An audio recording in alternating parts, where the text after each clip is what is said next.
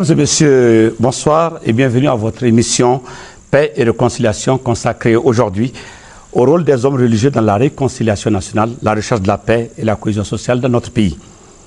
Je reçois donc sur ce plateau deux leaders religieux, l'un musulman et l'autre chrétien. Deux hommes importants et même très importants ayant une forte influence sur leurs co-religionnaires et même sur leurs concitoyens tout court. Tant leurs paroles portent et compte beaucoup au point qu'on peut dire, aisément pour le bonheur et l'honneur des Maliens, qu'ils forment un duo presque parfait. Mahmoud Dicko, bonsoir. Bonsoir. Et pour nos téléspectateurs, Mahmoud Dicko donc, est un théologien de formation.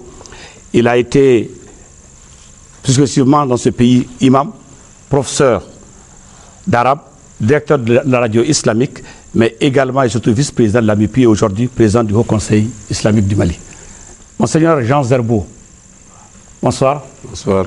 Je rappelle donc à nos auditeurs que Monseigneur Jean Zerbo est un théologien de formation, théologien et bibliste de formation. Il a été destiné donc à être enseignant de prêtre au Burkina Faso et au Mali avant de devenir auxiliaire de Monseigneur Luc Sangaré de 1988 à 1995. De 1995 à 1998, il fut également évêque de Mopti, puis archevêque de Bamako après le décès de Monseigneur Luc Sangaré, paix à son âme. Vous êtes également un grand théologien, vous avez été évêque, aujourd'hui archevêque. Vous êtes également dans votre fonction sociale et religieuse, responsable du dialogue interreligieux et au niveau de la conférence épiscopale du Mali, responsable de la commission justice et paix. Tous deux, vous avez en partage une valeur essentielle, c'est que vous êtes membre de l'union sacrée des religieux et membre de la société civile du Mali. Alors, Monseigneur Jean Zerbo, Mahmoud Dicko, merci et bienvenue. À vous, les spectateurs également, je souhaite donc la bienvenue à cette émission, consacrée donc aujourd'hui au rôle des hommes religieux dans la paix, la recherche de la paix et la réconciliation de notre pays. Je vais rappeler pour l'histoire que votre perspicacité, votre hauteur de vue, votre esprit de discernement et surtout votre respect réciproque au nom des religions respectives que vous animez, nous ont valu à nous, Maliens, dans la gestion de la crise, de ramener donc cette crise au niveau de sa plus simple expression, à savoir des djihadistes, des islamistes, des terroristes alliés au nom d'un islam qu'on ne connaît pas et à inviter ainsi aux Maliens, grâce à votre perspective, je rappelle, et a permis donc aux Maliens de ne pas tomber dans le piège de la guerre civile et de la guerre de religion. C'est à votre honneur.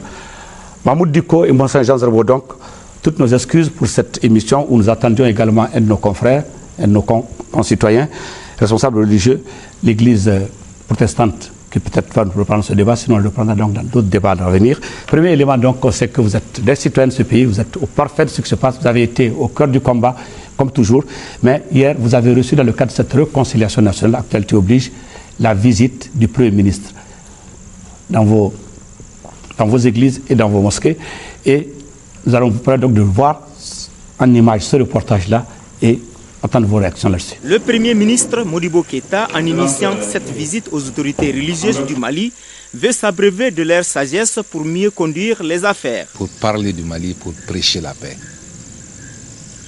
Et c'est au nom de la paix que je fais ces déplacements. Pour que les prières nous aident à nous débarrasser des démons. Pour que nous puissions ouvrir maintenant la main, tendre la main, et opposer la synergie à l'antagonisme, puisque nous ne pourrons rien tirer de la violence. Au Haut Conseil islamique, l'assurance a été donnée au chef du gouvernement. Les religieux promettent de s'impliquer pour que le Mali retrouve la paix, la cohésion sociale et son unité. Et nous avons donné l'engagement que la communauté musulmane, dans son ensemble, va être aux côtés des autorités maliennes pour essayer de consolider et raffermir la paix et la réconciliation dans notre pays, Inch'Allah. À l'archevêché de Bamako, la démarche du Premier ministre a été saluée et placée sous le sceau de l'humilité. Toute responsabilité que l'on assume, on ne peut pas l'assumer seul. On a besoin de l'aide de Dieu, on a besoin aussi de l'aide des humains, de ceux qui nous entourent. Dans les deux lieux, les chefs religieux du Mali ont demandé au peuple malien de garder espoir. Ils ont également invité les Maliens à proscrire la haine et la vengeance. M. Mahmoud Dicko, vous venez de suivre donc ce reportage. Quelle appréciation vous en faites d'abord? Merci. Je remercie Allah le Tout-Puissant qui nous a donné cette occasion vraiment de nous adresser à nos concitoyens, à nos co-religionnaires. Je crois que cette visite est une visite remarquable qui nous a permis vraiment de renouveler l'engagement qui a toujours prévalu entre nous et les autorités qui ont eu la chance de conduire les destinées de notre pays. Nous sommes en parfaite symbiose avec nos autorités pour dire que l'essentiel pour nous et pour eux et pour tous les Maliens, c'est d'abord le Mali. C'est ce que nous avons perçu hier, c'est ce que nous avons réaffirmé et c'est cela en réalité le sens de notre engagement. Monseigneur Jean Zerbo. Merci. Nous avons eu l'honneur de recevoir le Premier ministre, en tant qu'archevêque bien sûr, mais aussi au nom de la conférence épiscopale du Mali, pour montrer que l'ensemble des 6 diocèses du Mali étaient en profonde communion avec nous, parce que nous partageons les mêmes préoccupations. Nous partageons les mêmes préoccupations. Le leader religieux aujourd'hui est comme une sentinelle. Le leader religieux aujourd'hui est comme un intercesseur. Et justement, la visite du Premier ministre, comme je l'ai souligné, c'est un geste de grande humilité. Il aurait pu dire, on m'a confié cette responsabilité, je fonce tête baissée. Mais étant donné que toute responsabilité, surtout à l'heure actuelle, la gestion des humains, c'est une mission divine, quasi divine. Et on ne peut la réussir qu'avec l'aide de Dieu. Après donc son passage sur nos frères de la communauté musulmane, le fait de venir à l'église aussi, nous l'avons assuré en tout cas de nos prières, et ensuite aussi de nos conseils en tant que sentinelle. Et c'est dans cette mesure où nous serons aussi vigilants que nous pourrons l'aider à réussir cette mission qu'il a commencé avec beaucoup d'humilité. Beaucoup d'humilité, prière et conseil. Oui. On sait que les hommes religieux ont été pour beaucoup dans la résolution de cette crise, en tout cas dans la prise en compte des questions relatives à la gestion de cette crise. Vous étiez devant. Alors, de ce jour à aujourd'hui, où vous avez conduit les convois au nord, vous avez été également en contact avec ces islamistes, ces occupants. Aujourd'hui, on est au dernier document qu'on appelle donc ici le 5e round d'Alger, le parade de ce document-là. Aujourd'hui, si on vous demande un regard croisé sur cette situation, qu'est-ce que vous avez dit? C'est d'abord remercier encore Allah le Tout-Puissant qui nous a permis vraiment de voir ce jour, d'être là aujourd'hui pour parler du débit. Oui. C'est vrai que c'était difficile au début, c'était laborieux, mais avec conviction et foi, nous avons fait face à cela. Ce n'était pas facile. Je me rappelle le premier déplacement qu'on a eu à faire à Ouagadougou, j'étais avec mon frère Jean Zerbo. C'était presque un saut dans l'inconnu. Nous sommes allés, qu'est-ce qu'il fallait dire, qu'est-ce qu'il fallait faire. Mais en face du président du Faso à l'époque, nous avons pu trouver les mots. On a été inspirés par le Seigneur qui nous a accompagnés pour vraiment dire la souffrance des Maliens, dire aujourd'hui que le Mali a besoin de soutien, a besoin de ses frères, a besoin de ses voisins, a besoin de tout le monde. C'est le même message en réalité qu'on a apporté. Quand le pays a été occupé, je veux dire, c'est vrai que ça a été un coup tellement dur que ça a sonné tout le monde. Il fallait qu'on résiste, qu'on se mette ensemble.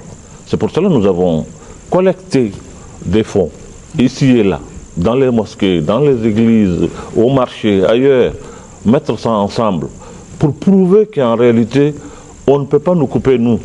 Ce pays ne peut pas être coupé, c'est pas possible.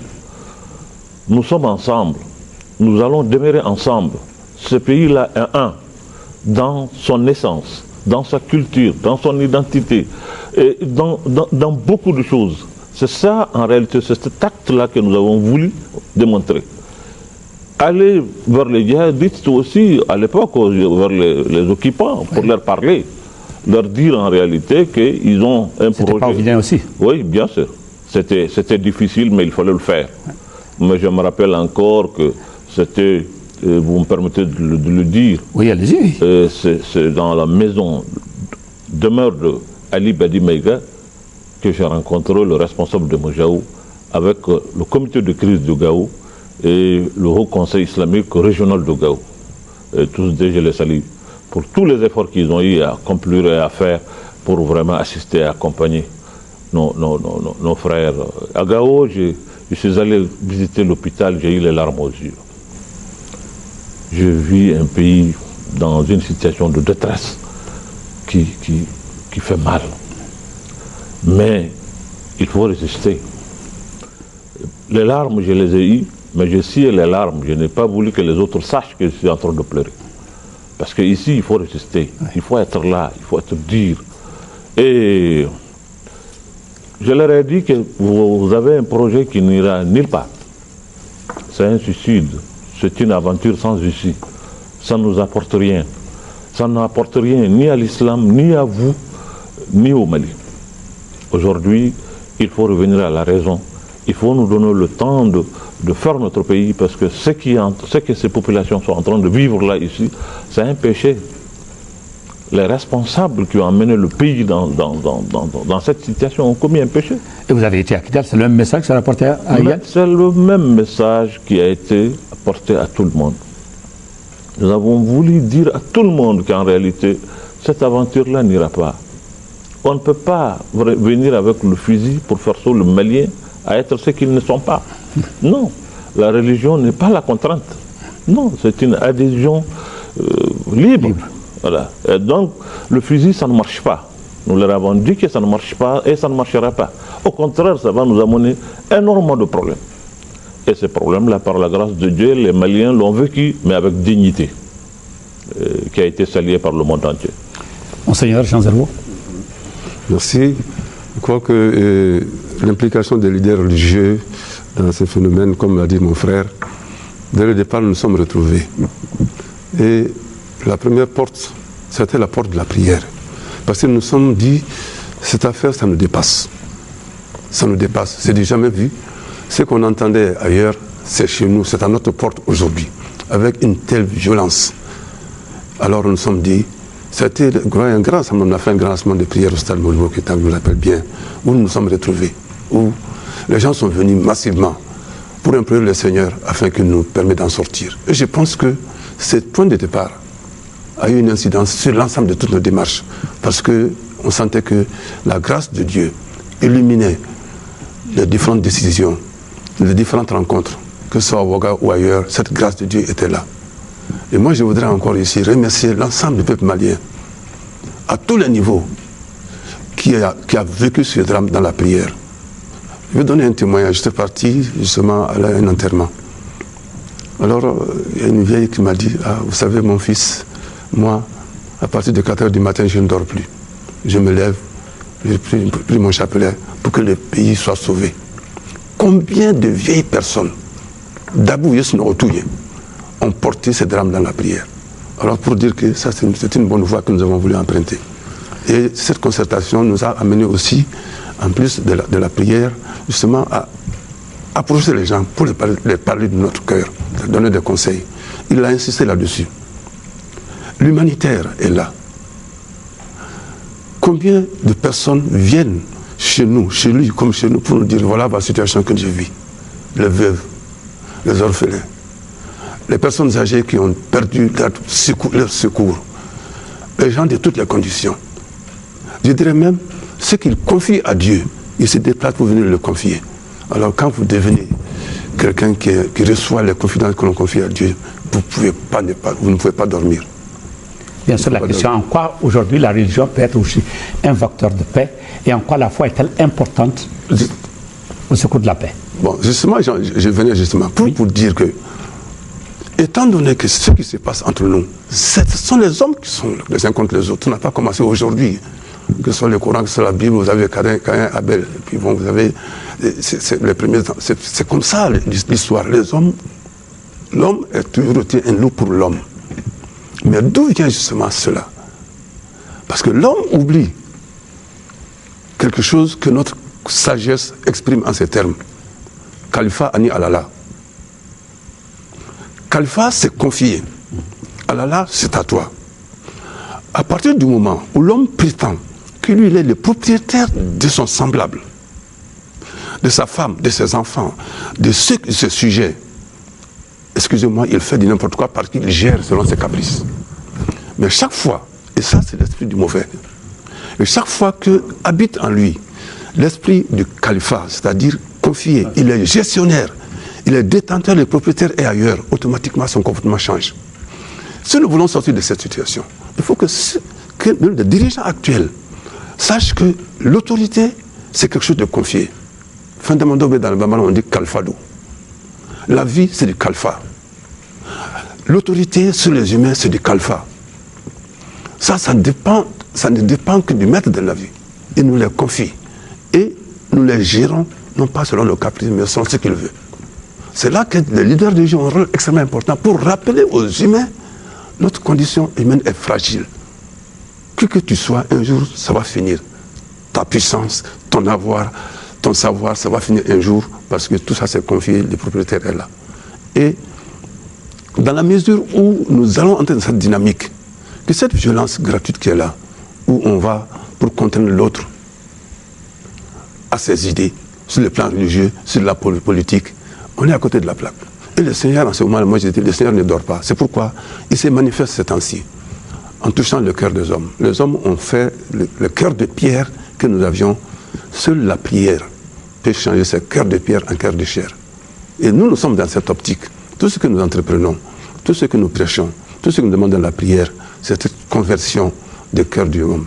Pour que nous sortions définitivement de la logique du propriétaire et nous inscrivions dans la logique du kalfa. C'est dans la mesure où cette spiritualité va se développer que nous allons trouver une porte d'entente. Porte d'entente nous amène donc à parler rapidement du paraf que vous avez vécu comme tout le monde, comme tous les Maliens, et auquel s'est ajouté donc un autre bonheur pour les Maliens, en tout cas un temps important, la victoire des jeunes qui ont dédié ça à la paix et à la réconciliation au Mali. Là, je m'en dis quoi? Monseigneur qui est un fan du football. D'abord, ça fait vraiment un boom, ça fait chaud au cœur. Aujourd'hui, tout acte doit, pour les Maliens, rentrer dans ça, doit être dédié à la paix. Tout acte qu'on fait au Mali aujourd'hui, on doit le dédier à la paix. Donc les jeunes gens qui sont revenus avec ce trophée pour le dédier à la paix, c'est nous rappeler. C'est pour nous dire aujourd'hui que cette paix n'est pas l'affaire seulement des grands, mais c'est l'affaire de tout le monde. Ce n'est pas seulement l'affaire des dirigeants, mais c'est l'affaire de tous les Maliens.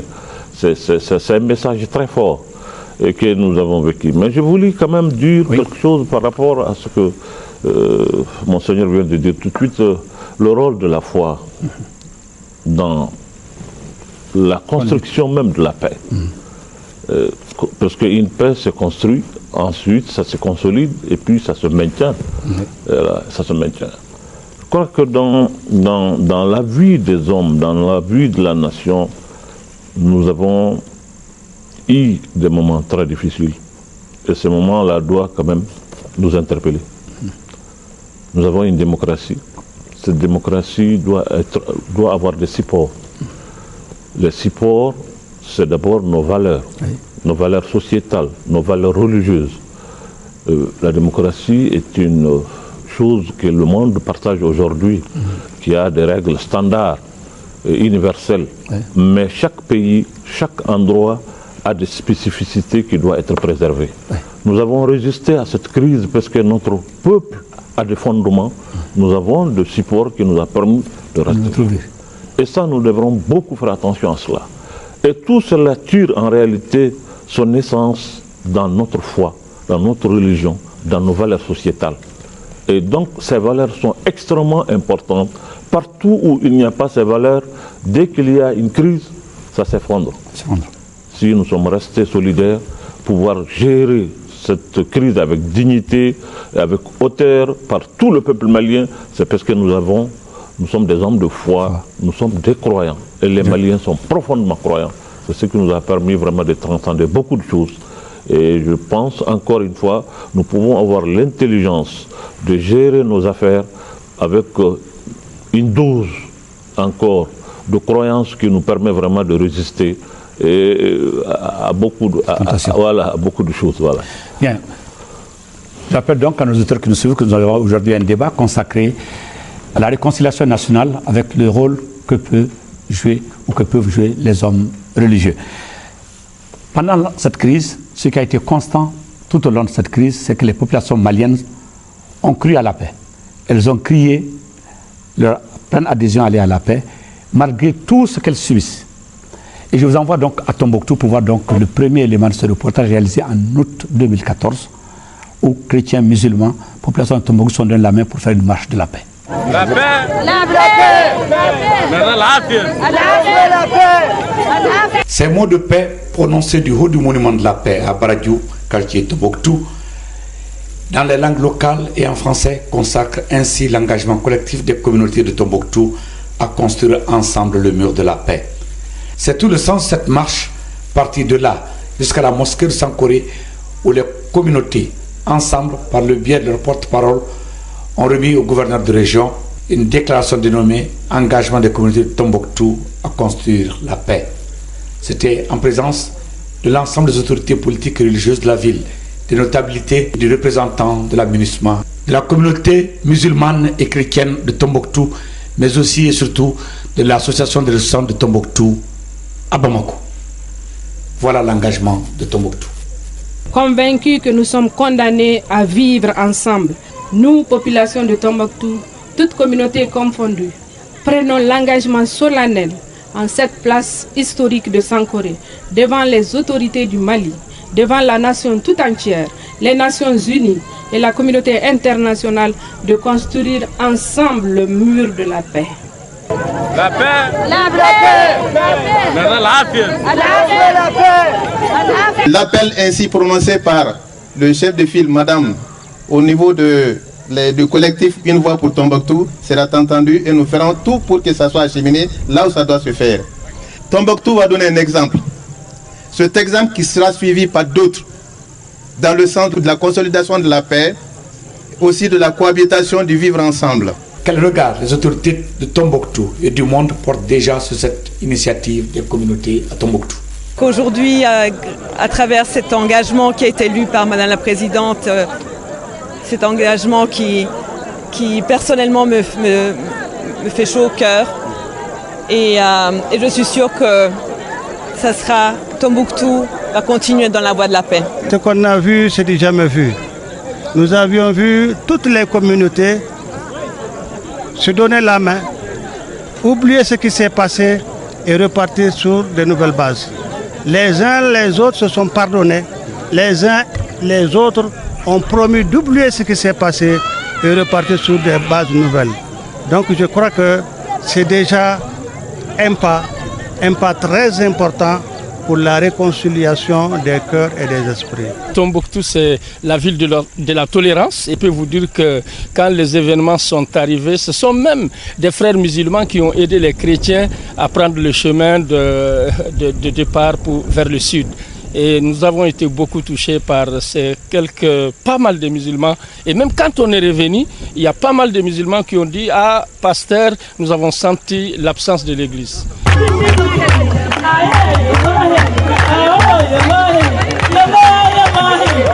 De quoi bénir une telle rencontre, une telle initiative.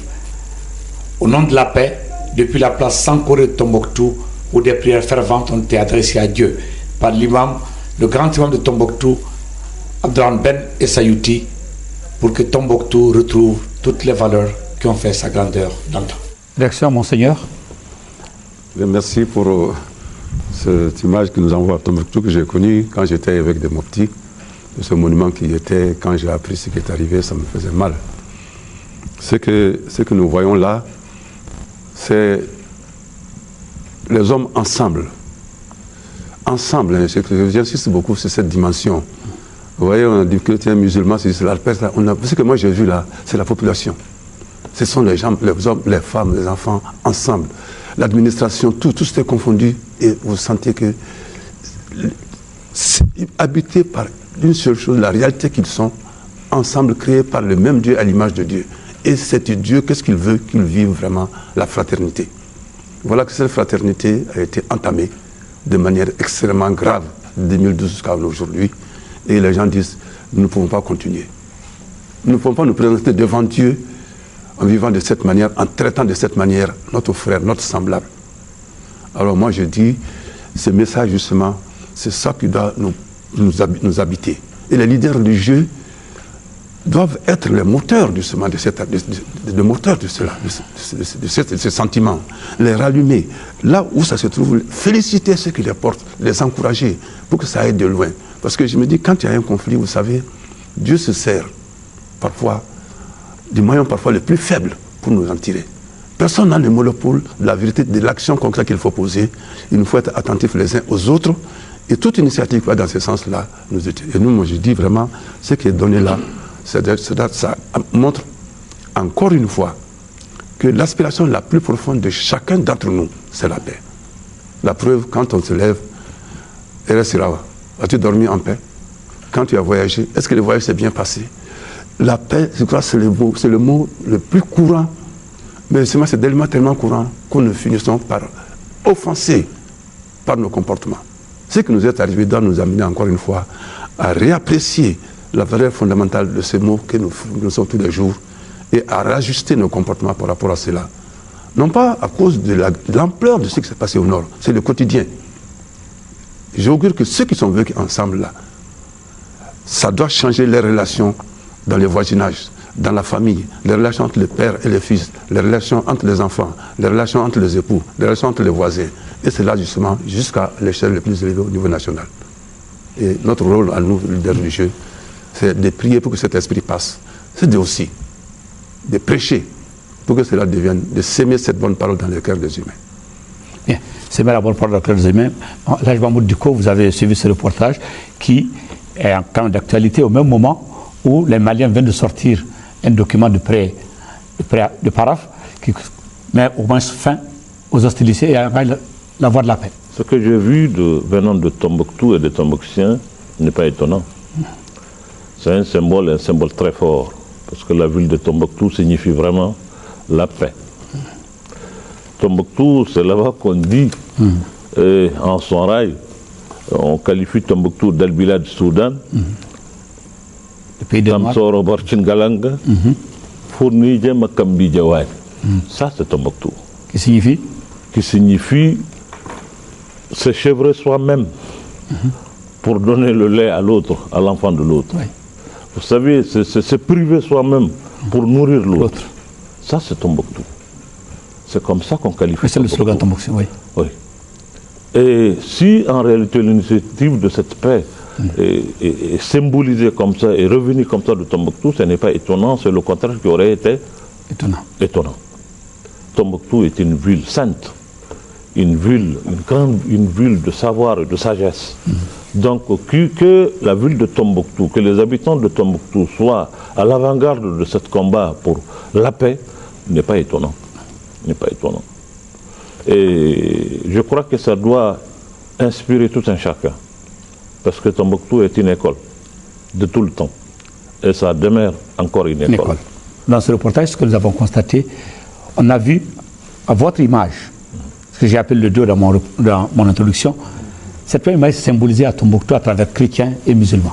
Alors aujourd'hui, vous qui êtes chargé de conduire les communautés dans la paix, vers leur bonheur respectif, tous pour chacun, un pour tous, aujourd'hui, qu'est-ce que cela vous fait? Ça nous fait un bonheur, ça nous rehausse, ça nous grandit. Ça veut dire qu'en réalité, ce que nos ancêtres ont laissé, nous ont légué, est encore intact. C'est ça aussi, c'est encore intact. J'ai fait allusion tout de suite quand je te disais que nous avons l'union sacrée et que nos aînés ont eu à créer cette union qui est feu El Hadj Omar Ly, feu Monseigneur Luc Sankaré, feu Pasteur Kassoum Keïta. Ils nous ont laissé cet héritage. Nous sommes en train de garder cet héritage-là jalousement. Et c'est pour cela même dans nos déplacements, tout le monde, la première des choses que les gens remarquent d'abord, c'est le fait que nous sommes ensemble, responsables religieux musulmans et chrétiens. Et en parfaite symbiose, et on se complète et dans tout ce qu'on fait et de tout ce qu'on dit. Ça, c'est la première chose qui impressionne. Donc, venant de Tombouctou, que ça soit ainsi, Tombouctou qui a hébergé Barthes, qui a hébergé d'autres explorateurs que vous connaissiez, donc, n'est pas étonnant. N'est pas étonnant. Et nous pensons aujourd'hui, c'est cette image du Mali que nous devrons tous garder jalousement. Et vendre aux autres. Monseigneur? Je partage parfaitement l'avis de mon frère. Ce que je voudrais ajouter, c'est, vous voyez, en Bambara, on dit ceci, il m'a sauvé la Djiriminka. Il m'a sécaillé là. Il dit, j'ai caillé à Djokoro. L'arbre sur lequel tes ancêtres sont ici, à défaut d'y grimper, qu'on te retrouve au pied de cet arbre. Je pense qu'il a fait allusion à l'Alliance sacrée. C'est un héritage que nous avons reçu. Et malheur au fils qui brade l'héritage de ses ancêtres. Et prier pour que nous ne soyons pas justement ces enfants sur lesquels vont atterrir ces malheurs. C'est pourquoi nous devons être vigilants. J'ai dit notre rôle dans ce pays, ce serait toujours intercesseur et sentinelle. Et dans la mesure où nous allons conserver cet héritage, travailler de manière à le transmettre à la génération suivante, que nous allons préparer dans ce pays la population à être forte. Parce que, vous savez, le vent qui souffle aujourd'hui, il est très fort. Il vient avec force, il vient avec ruse. Le démon qui nous tente aujourd'hui, il est rusé, il est fort. Alors, à nous les religieux, de nous mettre aux côtés de Dieu, de demander la grâce, de pouvoir déjouer les astuces de ce démon qui vient et avec violence et avec ruse. Afin de prévenir son peuple contre ce qui vient détruire notre vivre ensemble. Je disais au début que ce qui nous caractérise, on ne parle pas de messieurs, on ne parle pas de camarades. Quand moi je vois mon frère Mahmoud, je ne parle pas de musulmans, du chrétien, ceci, cela. Moi je le regarde, s'il est plus jeune que moi, je dis Dogo. Dogo est Nyemawa. Il va me regarder, il ne va pas dire cela, je vais au coup, ceci, cela, il va dire Koro, quel est ton problème? Et si c'est l'âge de ma mère ou de mon père, je vais dans cette niveau. Et on se traite ainsi. Et moi je souhaite justement. Il a insisté là beaucoup là-dessus, qu'en plus de ce que nous recevons de la Bible, du Coran, de ceci, cela, il y a ce socle fondamental qui est nous, Iradon, Sodon, Djiridon, Iradon de Nyogonte, Kaladon Faraoka. Et nous le souhaitons cela pour nous-mêmes d'abord, afin que nous puissions éclairer notre peuple. Et nous le souhaitons pour l'ensemble du peuple malien. C'est la voie pour aller résolument vers la réconciliation, vers la paix. La voie pour aller à la réconciliation, vers la paix. Vous avez parlé également d'intercesseurs et de sentinelles.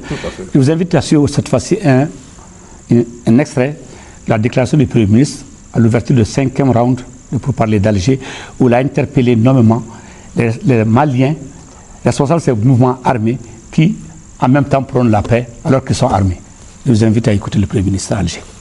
Nous sommes aujourd'hui émus et fortement impressionnés par la constance et la qualité du soutien apporté au Mali par la communauté internationale. La configuration de l'équipe de médiation est un témoignage cinglant, réconfortant. Cette configuration, cet immense réseau de sympathie, de soutien multiforme, impose aujourd'hui aux parties maliennes, celles qui sont en négociation, c'est-à-dire les mouvements armés de la coordination, les mouvements armés de la plateforme, le gouvernement du Mali, de se révéler dignes de la solidarité internationale. Ces acteurs sont aujourd'hui réunis dans cette salle. Je voudrais leur dire que le peuple du Mali, dans toutes ses composantes, est en attente de leur part d'une décision cruciale. Une décision qui soulagera les cœurs et les esprits. Une décision qui limitera la misère morale et matérielle, qui limitera la peur pour le présent, l'angoisse pour le souvenir traumatisant des scènes de violence vécues, mais aussi l'inquiétude pour l'avenir des Maliennes et des Maliens. Cette attente se nourrira de la décision que vous prendrez, vous, mon frère, Bilal Ak-Chérif, et vos alliés. Vous, professeur Ould Sidi. Vous, Ahmed Ould Sidi Mohamed. Vous, maître Arona Touré et vos alliés. Et toutes les bonnes volontés, les responsables aujourd'hui de tous les mouvements, ceux que je n'ai pas cités, n'ont pas moins d'importance. Vous, Abdoulaye Diop, vous qui conduisez la délégation gouvernementale, je voudrais vous dire que tout le monde est à votre écoute. Je voudrais vous demander de cesser d'être les uns en face des autres, mais d'être les uns et les autres à côté de tout le monde pour regarder dans la même direction. Vous ouvrir au souffle de la paix, de la concorde et de la fraternité. Monseigneur, réaction? Ça se passe de commentaires. Moi, j'ai fortement apprécié cette intervention du Premier ministre. Vous savez, à un certain moment, même si le texte est écrit, on sent c'est le souffle de son cœur. Citoyen de ce pays, il est envahi par la souffrance du peuple. Un peu comme dans la Bible, dans le livre de l'Exode, Dieu qui s'adresse à Moïse. J'ai vu la souffrance de mon peuple. J'ai entendu ce cri. Lève-toi, je t'envoie. Je pense que c'est à ce titre qu'il a parlé. Et son adresse, moi je pense que c'est encore nous rappeler ce que nous sommes. La culture de la fraternité. C'est parce que nous avons oublié cela que nous nous donnons d'autres noms. Et nous nous affublons, excusez-moi le terme, ce n'est pas par mépris, nous nous affublons des titres de partis ou d'organisations qui ne valent pas ce que nous sommes. L'idéologie que tu te donnes, c'est-à-dire le nom que tu donnes pour défendre telle chose, ça ne vaut pas ce que tu es. Tu es plus que cela. Et c'est cela que lui il a voulu réveiller. Nous voulons ceci, nous voulons cela, mais nous sommes plus que cela. Nous sommes humains d'abord.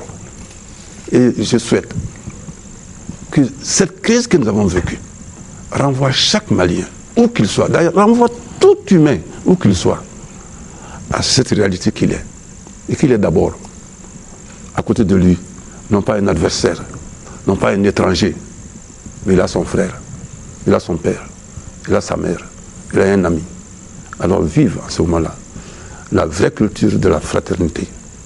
Balimaya, Sindia, c'est ça qu'il a parlé. Et je me dis, moi je voulais dire l'autre jour, mon souhait, c'est que ce texte, nous le donnons dans nos universités. Ce n'est pas pour question de politique. Il arrive à un moment donné où vous devez parler, laissez parler votre cœur. Et c'est cela qu'il a parlé. Et j'espère que cela se soit entendu par tous et que ça porte son fruit. Là, je m'en Diko. Oui. Bon, écoutant le Premier ministre, ce discours venant de lui n'est pas étonnant d'abord, connaissant le parcours de l'homme.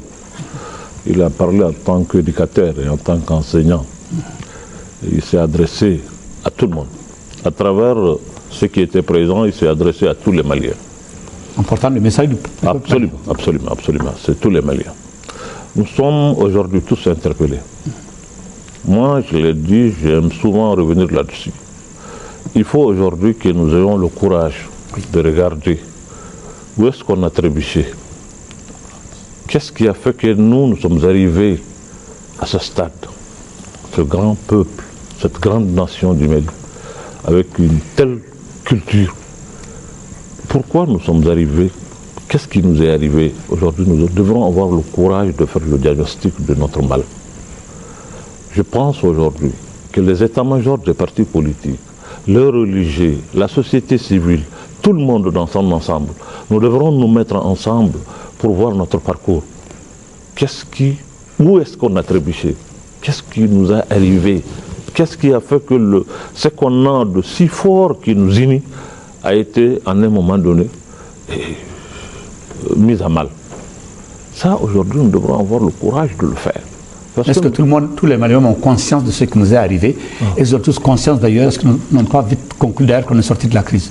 Mais en réalité, s'ils n'ont pas conscience, nous devrons faire en sorte qu'ils en soient conscients. Aujourd'hui, c'est le rôle de tous les leaders. C'est le rôle du leader religieux, c'est le rôle du leader politique, c'est le rôle de vous, les communicateurs. Et de vous, les religieux, parce que dans le discours du Premier ministre, il a été dit se montrer digne de la solidarité internationale en tant que Malien. Absolument. En interpellant les responsables des mouvements armés, le Premier ministre a dit se montrer digne de la solidarité internationale. Oui. Ensuite, il a mis en face la souffrance des populations du Mali. Oui, cette souffrance, il a parlé de misère. Misère morale. Oui. Ça, vous savez, c'est fort. Quand on parle de misère morale, ça veut dire que c'est un peuple qui a été atteint moralement. Et nous devrons savoir pourquoi ce peuple qui a une grande culture comme le Mali, qui est un peuple de croyants, est atteint moralement jusqu'à tomber si bas. Nous devrons se poser cette question. On ne peut pas avoir vraiment peur de diagnostiquer et de chercher le mal. Ça, nous devrons le faire. Moi, je l'ai dit, c'est ma conviction. Je pense qu'aujourd'hui, nous devrons en réalité, au moins, à la limite, faire le diagnostic du parcours de la pratique démocratique qu'on a eu à faire pendant un quart de siècle. C'est la même question. Pendant que le Premier ministre a interpellé nommément les Maliens qui sont responsables de ces groupes armés, quant à leur responsabilité pour la signature de la paix ou pas, aujourd'hui, qu'est-ce qu'il reste à faire? Parce que certains Maliens ne sont pas aujourd'hui revenus encore sur la table de négociation. Il s'agit d'aller à eux, c'est vous encore vous les encouragez comme vous avez été rencontrer les... Oui, absolument. Moi, je crois qu'il faut toujours aller à l'encontre de la recherche de la paix. Il ne faut jamais penser qu'on a assez fait pour la paix. Il faut toujours y aller, il faut toujours persévérer. Mon frère a parlé de démons. Nous sommes dans une société aujourd'hui, dans un monde aujourd'hui qui est assailli par beaucoup de choses. Et je l'ai dit dans d'autres propos, c'est peut-être excessif, mais c'est la réalité. Nous sommes aujourd'hui face à une gouvernance mondiale qui fait que le monde est déséquilibré et que le monde devient encore de plus en plus difficile. Et donc, ne ménagez aucun effort en réalité pour aller vers la paix. Ceux qui ne sont pas revenus, les interpeller, aller les chercher, aller les faire asseoir, leur imposer la paix. On doit aujourd'hui, le Mali doit se mettre ensemble pour exiger cette paix, imposer cette paix, parce qu'il le faut. Oui, parce qu'il faut, on se revient sur la question, parce que vous connaissez les parents de ces enfants-là. Qu'est-ce que vous allez faire ensuite? Bon, il est sûr et certain que l'interpellation du Premier ministre, je pense que au point où nous sommes arrivés, il nous faut un discours encore qui redonne à la fraternité sa vraie valeur. Vous ne pouvez pas, après tout ce que nous sommes fait, nous entêter à aller plus loin. Je pense que nous ne pouvons pas continuer à nous entêter. Trop de souffrance. J'ai entendu le cri de mon peuple. J'ai vu sa misère. Je t'envoie. Je pense que chaque Malien doit sentir, que ce soit autour du gouvernement ou que ce soit du côté des groupes qui ont vu l'évolution, qui disent, au fond, qu'est-ce que nous voulons? Est-ce que le cri du peuple aujourd'hui, en l'entendant vraiment, conscient de toute cette souffrance-là, je peux exiger de durcir la position encore, de le faire pleurer davantage, il n'y a plus de larmes. De le faire crier, il n'y a plus de voix pour pleurer. De le faire gémir, il n'y a plus rien pour gémir. Qu'est-ce que nous voulons? Nous sommes arrivés, je pense qu'on a touché le poids du temps, on a touché, c'est le fond. Alors je pense qu'arrivé à ce moment-là, on doit pouvoir se regarder. On doit pouvoir se regarder. Quand deux lutteurs arrivent à un moment donné, ils se regardent, ils disent au fond, non, nous sommes frères. Et nous sommes frères. Et à ce moment-là, que tout le cri des mamans, le cri des orphelins, d'ici cela, des exilés, tout ça, ça remonte. Tant que nous ne serons pas habités par cela, et que nous restons encore à défendre nos idées, nos idéologies, nous allons continuer à faire du mal. Et Dieu nous demandera compte, même si parfois on pense que c'est le Dieu que nous agissons. Nous sommes arrivés aujourd'hui, c'est vraiment le fond du fond. On ne peut plus aller au-dessus de cela. Alors, une fois qu'on arrive là, il est temps que le sursaut de fraternité nous touche. On dit à Mambara, la langue et les dents, ça se chauffe. Mais vous n'avez jamais vu la langue se promener et les dents se promener. Reste dans cette bouche. C'est l'image de cette fraternité que nous devons retrouver après tout ce que nous sommes fait. Et je pense que c'est toi qui dois amener les uns et les autres à dire, ce que nous avons mis là, ce n'est pas parfait. Mais nous allons dans ce sens-là. Nous allons dans cette direction. Et dans la mesure où nous allons accepter avec humilité d'aller dans cette direction, que le Seigneur nous donnera les ressources nécessaires pour aller plus loin vers ce que nous cherchons. Aller plus loin vers ce qu'on cherche, effectivement, nous entêter à aller plus loin, ce n'est pas normal. Nous sommes arrivés au fond du fond, comme dit Monseigneur. Alors je vous invite encore à suivre un autre extrait de l'intervention du Premier ministre à Alger cette fois-ci, qui interpelle davantage les Maliens quant à leur patriotisme et au sens de la paix. Mes frères et mes sœurs, toutes tendances confondues, je vous demande de desserrer les poings, de faire en sorte que le travail pour la paix devienne un vrai service. Que ce service bien accompli pour le peuple malien tout entier se transforme en un don de soi. Et que ce don de soi librement accepté pour un avenir radieux du peuple malien devienne un sacrifice. Que ce sacrifice pour un idéal qui dépasse nos personnes provoque en nous un enrichissement moral et spirituel. Cet enrichissement nous aide à mieux servir l'intérêt général, celui de toutes les populations maliennes sans exclusive, celles du nord, du centre, du sud, de l'est, de l'ouest. Ces populations maliennes unies dans un élan formidable et qui n'aspirent qu'à vivre en paix. Mes chers frères, mes chères sœurs, la paix n'a pas que des amis. Je sais que vous saurez résister à la fascination des marchands d'illusions, ceux qui veulent ralentir le cours du processus, ceux qui se réjouissent de la détresse de leurs semblables. Poursuivez imperturbablement votre chemin vers la paix et la concorde. Un chemin certes rocailleux, mais qui conduit vers des lendemains meilleurs. N'empruntez pas les escaliers dérobés. La sincérité, la vérité de votre comportement vous aidera à refuser de porter le deuil de l'avenir. Porter le deuil de l'avenir. Là, Mahmoud Diko, entre prêche et serment, quelle impression vous en faites? Non, c'est vrai, c'est vraiment pathétique. Ça va droit au cœur, c'est la vérité. Je pense que cette vérité est non seulement valable pour ceux qui sont là-bas et pour nous-mêmes. Je pense que la paix, comme il l'a dit, n'a pas que des amis. La paix a beaucoup d'ennemis. Beaucoup d'ennemis. Et non, même notre comportement quotidien peut être l'ennemi de notre paix. Vous savez, quand vous ne luttez pas contre l'injustice, contre la corruption, contre la malgouvernance, contre tous ces maux qui fragilisent un pays, vous êtes vous-même ennemi de la paix.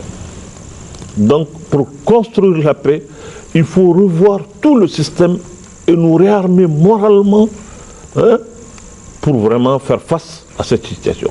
Parce que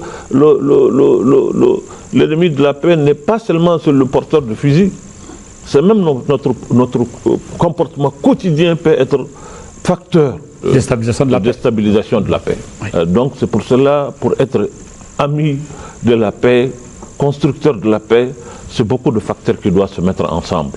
Aujourd'hui, vous avez dit, tout le monde a dit, on le sait, c'est l'actualité, et il y a des papiers qu'on doit signer ou, je ne sais pas, paraffer. C'est une bonne chose. Mais je l'ai dit lors de présentation de vœux, à l'endroit, à l'intention du chef de l'État. Je dis ce n'est pas autant l'accord qui me préoccupe, mais c'est l'après-accord. Et comment est-ce qu'on va utiliser cette paix? Comment est-ce qu'on va la consolider? Comment est-ce qu'on va la construire? Parce que nous avons posé des actes qui ont fait que cette paix-là a été mise en mal. Ça, nous avons aussi une responsabilité dans ça, de par les actions qu'on a eu à poser dans notre pays, qui sont la malgouvernance de notre pays.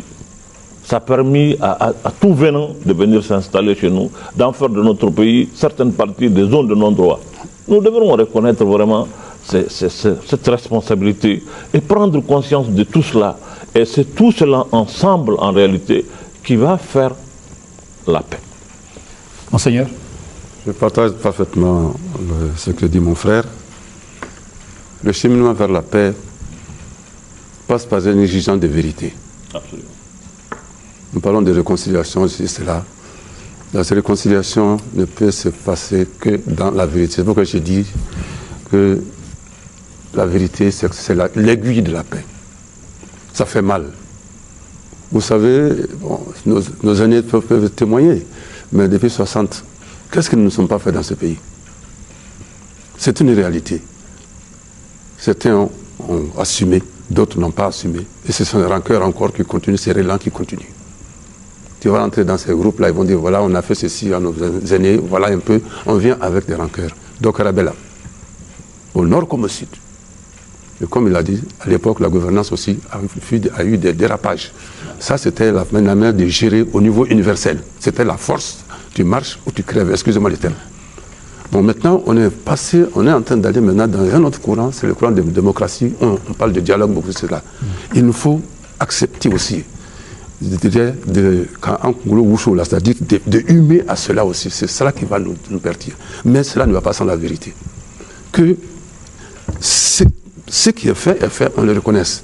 Une fois que nous allons aller vers la vérité, en ce moment, nous avons ces mécanismes dans nos cultures. Quand on t'amène dans le chef du village, bon, tu as tort, voilà, on te dit, voilà, si tu as tort, quand tu fais l'infraction, voilà ce que tu mérites. Mais après, on peut dire, bon, étant donné que ceci, cela, on peut arriver. Mais il faut que nous nous soumettions tous, à tous les niveaux, à cette vérité. Et c'est dans la mesure où nous allons accepter cette vérité que nous allons accéder à ce qu'on appelle la justice. Et l'amour et le pardon.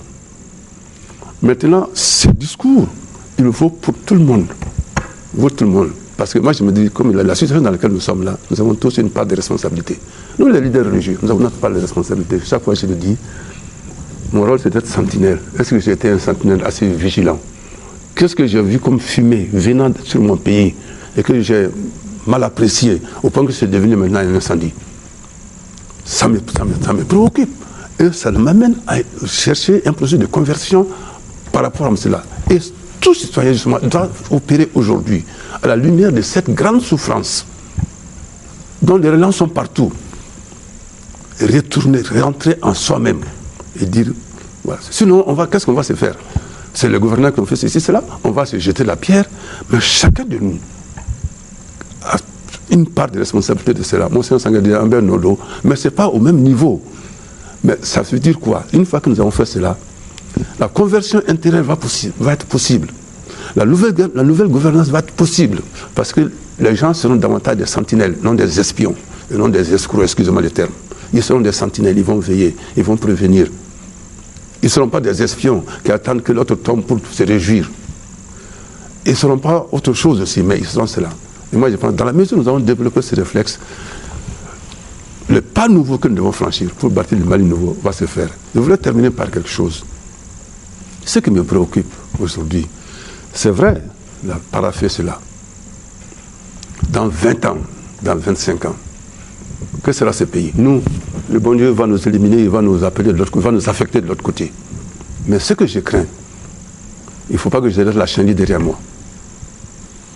Il faut que je ne laisse pas la chenille. Et que chaque citoyen aujourd'hui doit se dire, la génération montante, qu'est-ce que je dois faire aujourd'hui pour que demain, la situation ne s'empire pas? Qu'est-ce que je dois faire pour que cet orphelin dont le père est resté au front ne vienne pas nous dire qu'on l'a menti? Et c'est dans la mesure où nous serons habités par cette perspective de l'avenir, parce que moi je suis sûr, on va sortir de ce trou-là.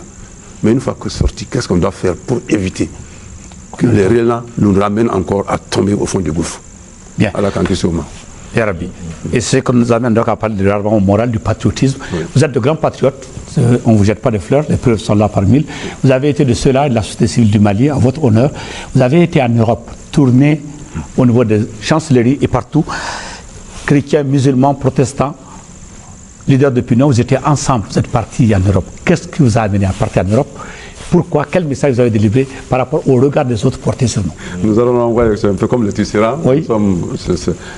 Je voudrais dire d'abord que nous remercions le Seigneur qui nous a permis de concevoir, d'organiser des PFH, d'aller et de revenir.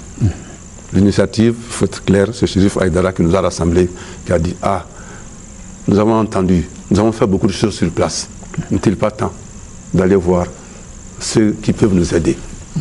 Alors c'est ainsi que l'idée est venue, on y a adhéré et nous sommes partis. Je pense même que cette initiative a permis à l'extérieur d'avoir un nouveau regard sur notre pays. Lequel? Ce nouveau regard, les leaders religieux sont ensemble. C'est pas possible. Les musulmans et les chrétiens. Mais surtout, au regard de ce qui vient de se passer en France, Charlie. Alors, et puis fait poser encore par des Maliens. un Malien héros, un Malien diabolisé.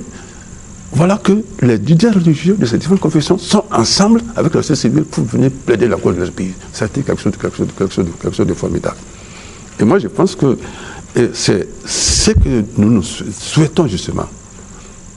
C'est que cette synergie qui nous a amenés, cet amour de la patrie qui nous a amenés, on n'a pas d'autre chose, hein, la misère de notre peuple, les cris du peuple que nous avons entendu, que Dieu a entendu, qu'il nous a renvoyé, nous sommes venus en faire l'écho afin que des hommes, par la grâce de Dieu, trouvent la solution de en sortir.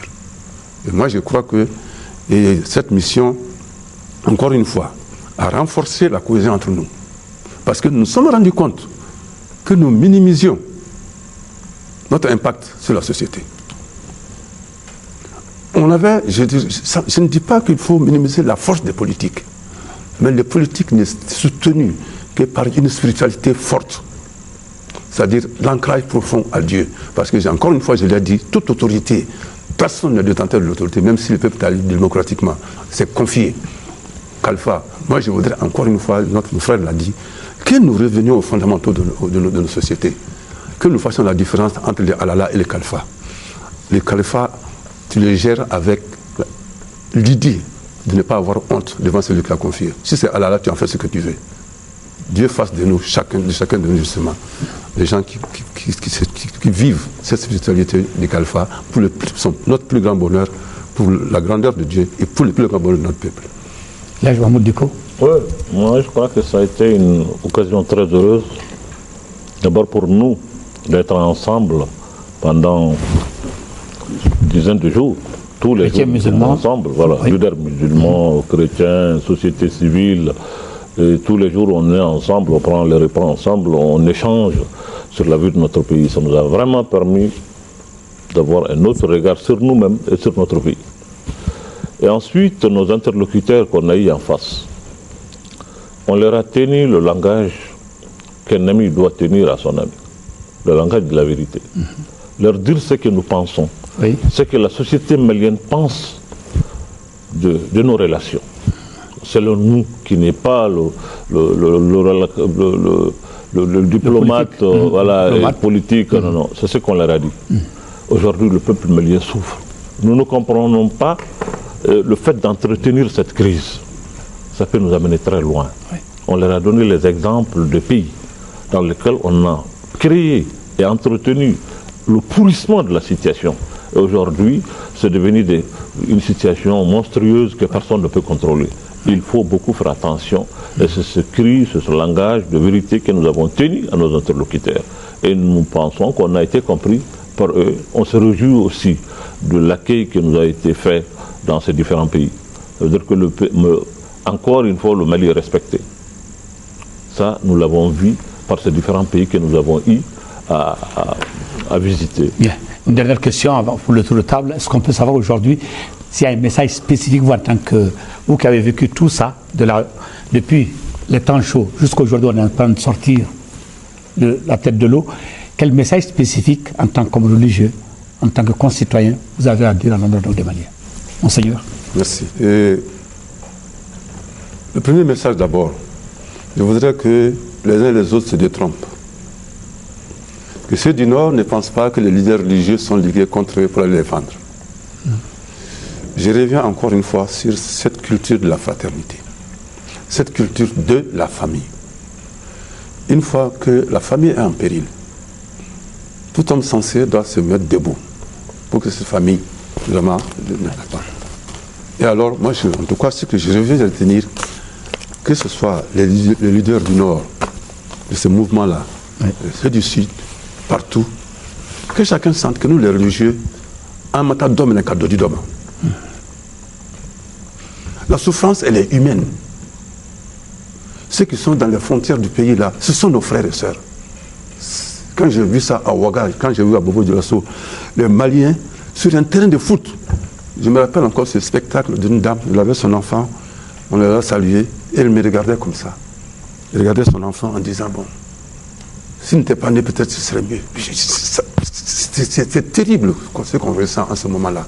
Alors tu ne peux pas ressentir ça. Et rencontrer les gens qui gèrent des systèmes qui, au lieu de mettre fin à ça, ne font qu'empirer. Alors pour moi, anti-Mogostima, ce que nous voulons simplement, que nous disions, nous sommes des frères. Je disais encore que dans la famille, la dent et la langue, ça chauffe, mais ça reste. Alors que ce qui est arrivé, que nous l'assumions, mais que cette volonté d'être ensemble le domine, c'est cet appel que je lui donne. Et en ce moment-là, je disais aussi, aujourd'hui, au nord comme au sud, que cette souffrance du peuple, nous devons être solidaires de cela et savoir raison garder dans la manière de nous comporter, de nous réjouir. Nous ne pouvons pas nous réjouir alors que d'autres sont dans la souffrance. Comment partager? Nous sommes, c'est le temps de carême pour les chrétiens aujourd'hui. Je vais insister là-dessus. Je dis ce que Dieu demande, c'est avoir pitié des veuves, des orphelins, des étrangers, des sans-logis. C'est ça que Dieu demande. Parce que, à travers eux, quand on les secourt, c'est lui-même que l'on secourt. Mais quand on détourne d'eux, c'est de lui-même qu'on se détourne. Que cela soit ressenti et que ça, à cause de cela, nous allons vraiment vers ce que nous avons demandé au cours de notre tournée, que ces rencontres d'Alger soient vraiment à dernière et qu'on se retrouve à Bamako ou quelque soit au Mali pour recoudre cette fraternité que nous avons déchirée par nos fautes. L'Haj Mahmoud Dicko. Voilà encore les mêmes prières et les mêmes souhaits pour le Mali. Pour qu'en réalité, ce qui s'est passé et ce que nous sommes en train de vivre aujourd'hui puisse être pour nous une leçon. Pour qu'aujourd'hui, le Malien se mette ensemble, tous ensemble, avoir un réarmement moral et nous être debout, dignes, pour faire face à l'avenir. C'est cela l'essentiel. Vous savez, nous avons partagé beaucoup de choses, moi et mon Seigneur. Je me rappelle la nuit du coup d'État, jusqu'à minuit, on s'appelait pour savoir qu'est-ce qu'on doit faire demain. Et le lendemain matin, c'était le coup d'État. On s'appelait jusqu'à minuit pour savoir qu'est-ce qu'on doit faire demain. Quel message il faut avoir à l'endroit du peuple. Comment est-ce qu'il faut, qu'est-ce qu'il faut dire aux gens. On se posait des questions au téléphone la nuit. Ça veut dire à quel point on partage ce souci aujourd'hui que le Malien se mette ensemble. La crise, elle n'est pas derrière nous, mais elle est avec nous. On doit jamais se leurrer pour dire que bon, la crise elle est finie. Non, tant que les Maliens restent dans cette misère, la crise n'est pas finie. Tant qu'aujourd'hui il y a tant de Maliens qui ont besoin de soins de santé, ils ne l'ont pas. Tant qu'il y a des millions de Maliens, des enfants qui doivent aller à l'école, ils ne l'ont pas. Des Maliens sont là qui ne mangent pas à leur faim. Et je crois que la crise n'est pas finie. Tout à fait. La crise n'est pas finie. Et pour qu'elle finisse, cette crise, il faut qu'on se mette ensemble.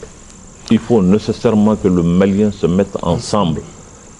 Nous mettre ensemble, ça veut dire construire la paix. Et c'est cette paix qui est l'avenir. C'est cette paix qui est l'avenir. Mesdames et messieurs, je vous remercie d'avoir suivi ce débat avec l'espoir que ce débat vous aura apporté beaucoup d'informations. Je remercie d'abord mon frère, Monseigneur Jean Zerbo, archevêque de Bamako. Monseigneur, merci d'être venu à ce débat au nom de l'ORTM.